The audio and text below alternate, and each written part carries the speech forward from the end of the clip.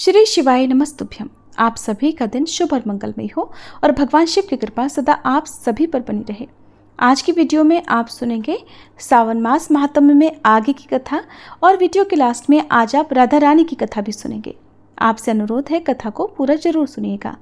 आप सभी से एक सुझाव भी मुझे चाहिए, अगर हो सके तो कमेंट बॉक्स में बताइएगा कि आप हमारे इस चैनल पर और किस तरह की वीडियो देखना या किस तरह की कथाएं सुनना पसंद करेंगे।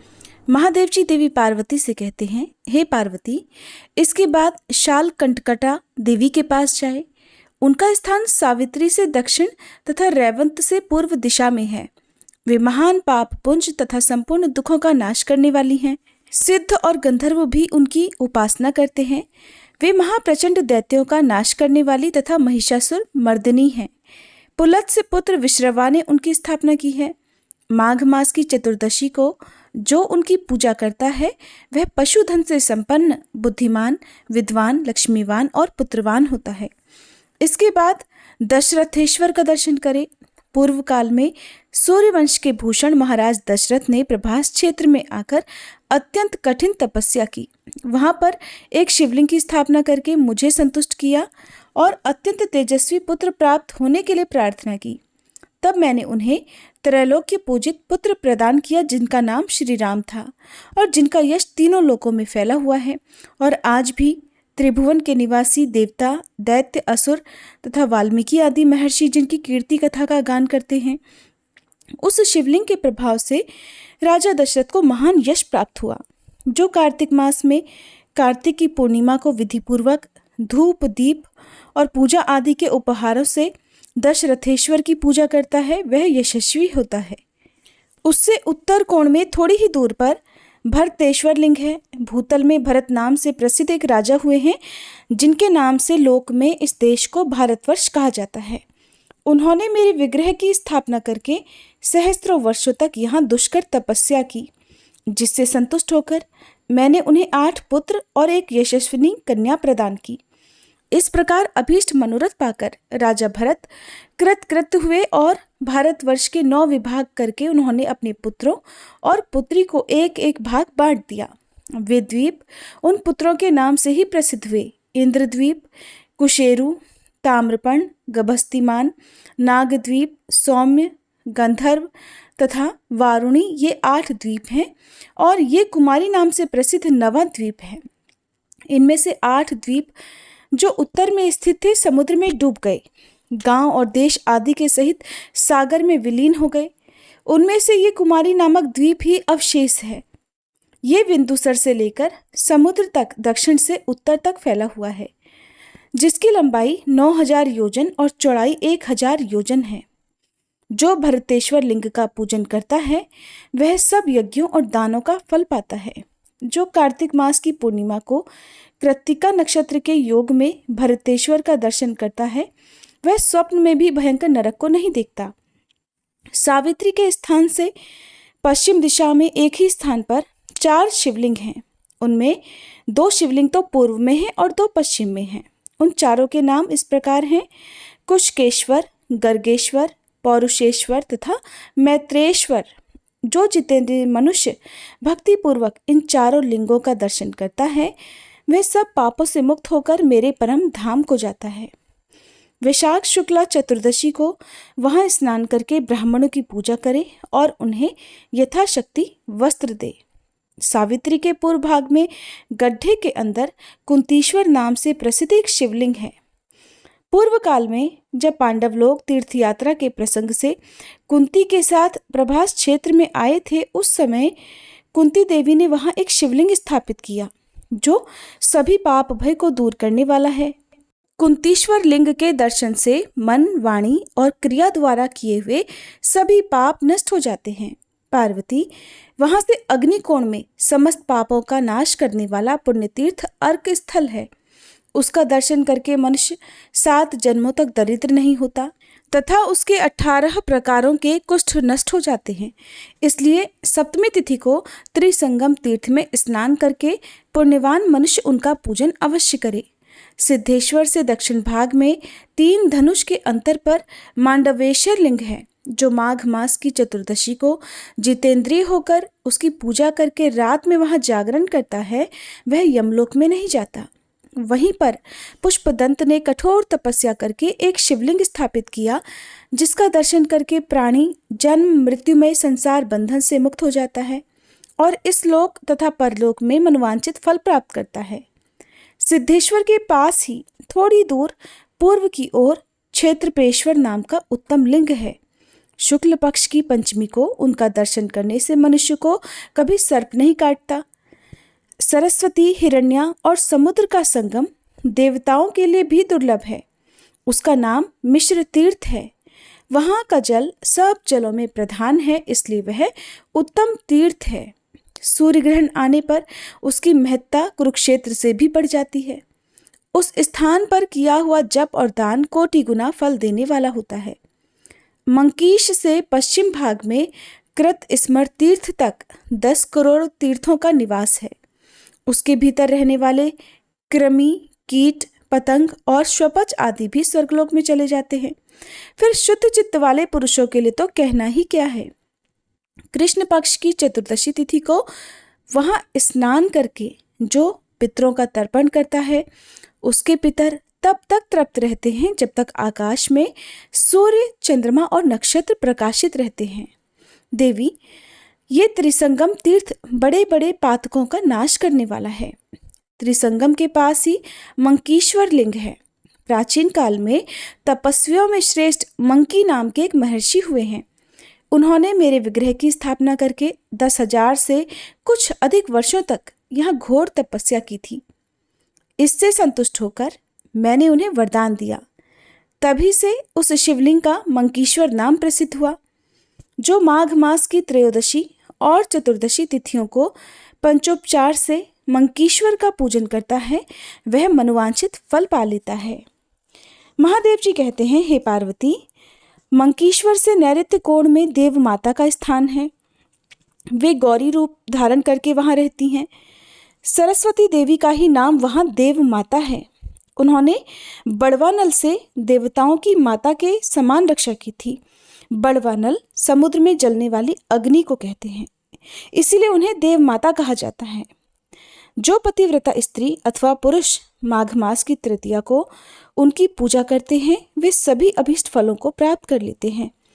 जो वहाँ शक्कर युक्त खीर आदि से ब्राह्मण दंपत्ति को भोजन कराते हैं, वे 1 सहस्त्र गौरी कन्याओं को भोजन देने का फल पाते हैं।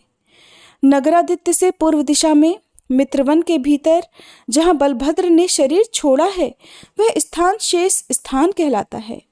उसी को नागस्थान भी कहते हैं।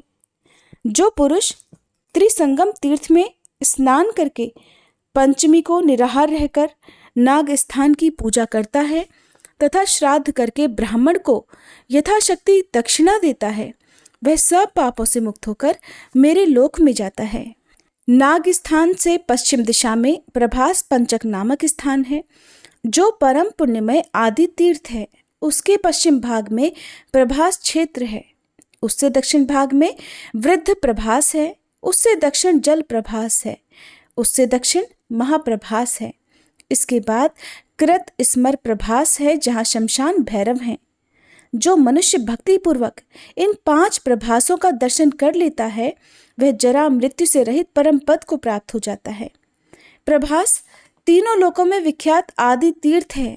वह देवताओं के लिए भी दुर्लभ तथा महापातकों का नाशक है। प्रभास में अमावस्या को 1 रात व्रत रखने वाला पुरुष सभी पातकों से मुक्त होकर शिवलोक में जाता है। पुष्कर में स्नान करने से 7 जन्मों का पाप नष्ट हो जाता है। आदि प्रभास के आगे 3 धनुष की दूरी पर रुद्रेश्वर लिंग स्थित है, जहां मुझ रुद्र ने ध्यान लगाकर अपने तेज को स्थापित किया हुआ है। उसका दर्शन और पूजन करके मनुष्य सब वांछित फलों को प्राप्त कर लेता है। कृत स्मर से लगाकर मंकीश्वर तक महाशमशान है, जो पुनर्जन्म का निवारण करने वाला है। उस स्थान पर मरे हुए जीव के शरीर का दाह करना चाहिए। वह कर्म बीज के लिए ऊसर क्षेत्र कहा गया है। वह मुझे सदा अत्यंत प्रिय है। मैं तो कालांतर में भी उसका त्याग कभी नहीं करता। मेरे लिए वह अविमुक्त क्षेत्र से भी अधिक प्रिय है। सरस्वती का जल स्वतः पवित्र है, उसमें जहाँ कहीं भी स्नान किया जा सकता है, किंतु सरस्वती और समुद्र का संगम तो देवताओं के लिए भी अत्यंत दुर्लभ है। सब नदियों में सरस्वती नदी ही पुण्यदायिनी तथा समस्त लोगों को सुख देने वाली है। सरस्वती को पाकर स्वर्गलोक में पहुंचे हुए मनुष्य सदा के लिए शोक मुक्त हो जाते हैं। सरस्वती का पावन जल पुण्यात्मा पुरुषों को ही प्राप्त होता है। वैशाख की पूर्णिमा तथा चंद्र ग्रहण के अवसर पर तो वह तीनों लोकों के लिए भी दुर्लभ है। अगर सोमवती अमावस्या को वहां स्नान का सुयोग मिल जाए तो 100 कोटि पर्वों से क्या लाभ। मनुष्य की हड्डी जब तक सरस्वती के जल में रहती है उतने ही सहस्त्र वर्षों तक वह मेरे लोक में सम्मानित होता है।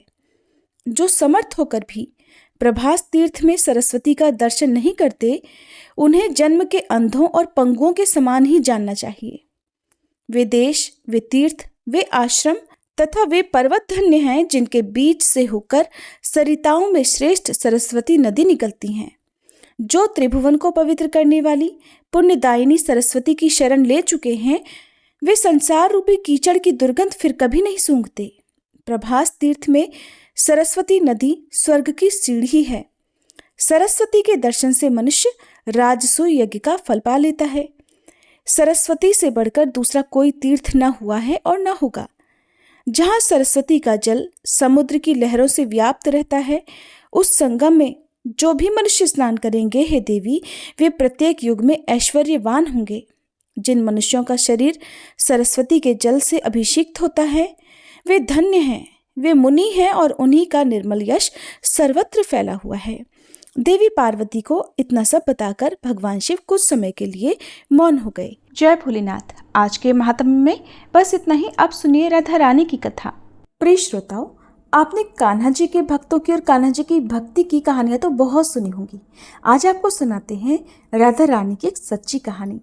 जैसे कान्हा जी अपने सच्चे भक्तों पर बहुत जल्दी प्रसन्न हो जाते हैं और उनकी पुकार सुनकर वो दौड़े चले आते हैं, उसी तरह राधा रानी भी अपने भक्तों की पुकार जरूर सुनती हैं।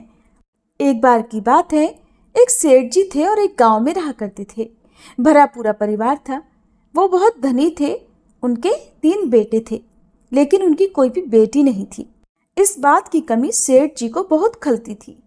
कुछ समय बीता तो एक दिन सेठ जी की पत्नी का देहांत हो गया।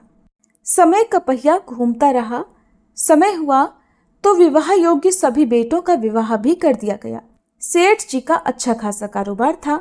दिन भर सेठ जी के बेटे कारोबार संभालते और शाम होने पर अपने बच्चे और अपनी पत्नियों के साथ व्यस्त रहते। सेठ जी की सुनने वाला अब परिवार में कोई नहीं था। कोई भी ऐसा नहीं था जिससे सेठ जी अपने मन की बात कह सुन सके। सेठ जी को शुरू से ही इस बात का बड़ा अफसोस था कि उनकी कोई बेटी नहीं है और अब उनकी पत्नी भी उनके साथ नहीं थी। उनकी पत्नी भी अब उनका साथ छोड़कर जा चुकी थी। सेठ जी के मन में ये कसक और भी बढ़ने लगी कि उनकी कोई पुत्री क्यों नहीं है। एक दिन एक बहुत पहुंचे हुए महात्मा सेठ जी के घर पर आए और उन्हें दुखी देखकर पूछने लगे कि सेठ जी, क्या बात है? तुम्हें किस बात की परेशानी है? तुम इतना दुखी क्यों लग रहे हो? तब सेठ जी ने अपने दुख का कारण उन महात्मा को बताया कि महात्मा जी, मेरी कोई भी बेटी नहीं है। इस कारण से मुझे अपने जीवन में ये अभाव लगा रहता है और मुझे बड़ा अफसोस होता है, बहुत दुख होता है कि मेरी कोई बेटी क्यों नहीं है। अगर मेरी बेटी होती तो वो भी मेरा ध्यान रखती, मेरे मन की बात सुनती, मैं भी उससे अपने मन का बोझ कह सुनकर हल्का कर लिया करता। तब वो पहुंचे हुए महात्मा कहने लगे कि सेठ जी, तुम राधा रानी को ही अपनी बेटी मान लो। हमारे जीवन में जब जिस चीज़ की कमी होती है तो उसे भगवान ही तो पूरा करते हैं। अब भला बेटी ना होने के कारण तुम इतने परेशान हो। परेशान होने से क्या होगा भला? तुम राधा रानी को एक बार अपनी बेटी मान कर देखो और जब भी तुम्हारा मन चाहे, जब भी तुम उदास हुआ करो, अपने दिल की सारी बात राधा रानी से कर लिया करना और फिर तुम्हें ये अभाव कभी नहीं सताएगा कि तुम्हारी कोई बेटी क्यों नहीं है। महात्मा जी की ये बात सेठ जी को बड़ी अच्छी लगी और फिर उन्होंने ऐसा ही किया। खूब खुश होकर बाजार गए और वहां से राधा रानी की एक सुंदर सी मूर्ति खरीद कर ले आए। उन्हें पहनाने के लिए सुंदर सुंदर पोशाकें भी ले आए। हर दिन वो राधा रानी की मूर्ति को स्नान कराते और उनकी पोशाक बदलते, उनसे खूब सारी बातें करते और फिर हर दिन खुद भोजन करने से पहले राधा रानी को भोग लगाते। सोने से पहले ये उनका नियम बन गया था कि वो राधा रानी के साथ खूब बातें करते, दिन भर की बातें राधा रानी को सुनाया करते। ऐसा करते करते सेठ जी दिल से ही राधा रानी को अपनी बेटी मानने लगे और वो ये भूल ही गए कि उनकी कोई बेटी नहीं है और वे इस एक निर्जीव सी मूर्ति को ही अपनी बेटी मान बैठे हैं। लेकिन भक्ति में मगन सेठ जी को किसी भी बात का आभास नहीं था। उन्हें बस पता था तो ये कि उनकी एक बेटी है जिससे वो हर दिन खूब सारी बातें करते हैं। अब जब तक सेठ जी दिन भर राधा रानी से बात ना कर लें या उनकी पसंद का भोजन राधा रानी को ना खिला लें, उनका मन ही नहीं लगता था। जब तक वह उनसे बात नहीं कर लेते तब तक उनके मन को बड़ी बेचैनी रहती। बहुत सारी बातें करने के बाद, अपने दिल की सारी बातें कहने के बाद ही उनके मन को सुकून आया करता था। एक बार की बात है, सेठ जी के घर पर चूड़ी बेचने वाली एक मनिहारिन आया करती थी और सेठ जी की बहुएं उस मनिहारिन से खरीद कर चूड़ियाँ पहनती थी। एक दिन वह मनिहारिन चूड़ी बेचने के लिए सेठ जी के घर आई। तब उसने सेठ जी की तीनों बहुओं को उनकी पसंद की चूड़ियाँ पहनाई। मनिहारिन सेठ जी के घर पर बैठी हुई थी। सेठ जी की तीनों बहुएं तो चूड़ियाँ पहनकर चली गईं। उनके ही सामने एक छोटी सी कन्या आई और मनिहारिन से कहने लगी कि मुझे भी चूड़ियाँ पहना दो, खूब सारी रंग बिरंगी। चूड़ी वाली ने सोचा कि शायद सेठ जी के घर पर कोई मेहमान आया होगा, उन्हीं की ये कन्या होगी, तो उसने भी उस नन्ही बालिका को चूड़ियाँ पहना दी। और उसके बाद वो चूड़ी वाली मनिहारिन सेठ जी से पैसे मांगने सेठ जी की दुकान पर पहुंच गई और कहने लगी कि मुझे चूड़ियों के पैसे दे दो।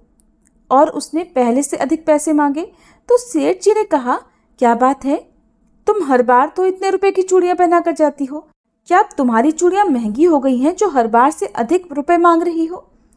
तो मनिहारिन बोली कि नहीं सेठ जी, मैंने चूड़ियों का दाम तो नहीं बढ़ाया, हाँ लेकिन आज मैंने 3 लोगों को नहीं बल्कि 4 लोगों को चूड़ियाँ पहनाई हैं। सेठ जी ने सुना तो कहने लगे, अरे तुमसे कोई गलती होगी, मेरे घर पर तो चूड़ी पहनने के लिए सिर्फ 3 बहुएं हैं, ये लो तुम 3 बहुओं की चूड़ी के पैसे रखो। मनिहारिन भी कुछ नहीं बोली, सेठ जी से पैसे लेकर चुपचाप अपने घर आ गई। शाम हुई तो सेठ जी दुकान से अपने घर पर आए। आकर उन्होंने सबसे पहले राधा रानी को भोग लगाया और फिर हर बार की तरह दिन भर की सारी बातें राधा रानी से बताई और सो गए। उस रात सेठ जी के सपने में राधा रानी आ गई और बोली, बाबा आपने चूड़ी वाली को मेरी चूड़ी के पैसे क्यों नहीं दिए? जब आप मुझे अपनी बेटी मानते हो तो फिर बताओ मुझे कि आपने मेरी चूड़ी के पैसे मनिहारिन को क्यों नहीं दिए? ऐसा कहकर राधा रानी एक छोटी सी बेटी की तरह, लाडली बेटी की तरह सपने में रोने लगी। ये देखकर घबराहट के मारे सेठ जी की तो आंख खुल गई। अपनी लाडली बेटी को रोता देखकर सेठ जी भी रोने लगे। जब सुबह हुई तो भागे भागे मनिहारिन के घर गए और बहुत सारे सोने के सिक्के उसके पैरों में रख दिए और मनिहारिन से बोला कि बहन, तुम कल सच बोल रही थी कि तुमने कल 4 को ही चूड़ी पहनाई थी और मैंने तो श्री जी को अपनी बेटी माना है। तुम बहुत भाग्यशाली हो जिसको राधा रानी के दर्शन हुए हैं। अरे मैं तो इतने दिनों से उनके दर्शन को तड़प रहा हूँ और तुमने बस एक बार में ही उनके दर्शन कर लिए। ऐसा कहकर सेठ जी रोने लगे। फिर हाथ जोड़कर बोले, बहन तुम्हें चूड़ी का जो भी दाम चाहिए मुझसे मांग लो। सेठ जी को रोता देखकर मनिहारिन की आंखों में भी आंसू आ गए और मन ही मन सोचने लगी कि जब मुझे खुद राधा रानी के दर्शन हो ही गए हैं तो फिर भला मुझे सेठ जी से दाम क्यों लेने और मुझे इससे ज़्यादा क्या चाहिए। वो भी सेठ जी के सामने हाथ जोड़कर बोली कि आपके ही कारण मुझे राधा रानी के दर्शन हुए हैं और मेरा ये जीवन सफल हो पाया, अब मुझे कुछ नहीं चाहिए। तो प्रिय श्रोताओ, जब हम भगवान को सच्चे मन से पुकारते हैं, उनकी पूजा करते हैं, उन्हें जिस भाव से भी पूजते हैं, वो हमें उसी भाव में दर्शन भी जरूर देते हैं और हमारे मन के भावों का वो हर समय ध्यान भी रखते हैं। इसीलिए भगवान को आप चाहे किसी भी रूप में पूजें, बस आपके मन के भाव सच्चे होने चाहिए तो भगवान आपकी सारी परेशानियां दूर करते हैं। आपके जीवन में जिस भी बात का अभाव होता है वो अभाव भी दूर करते हैं। ये थी आज की कहानी। अगर आपको अच्छी लगी हो तो कमेंट बॉक्स में ज़रूर बताइएगा।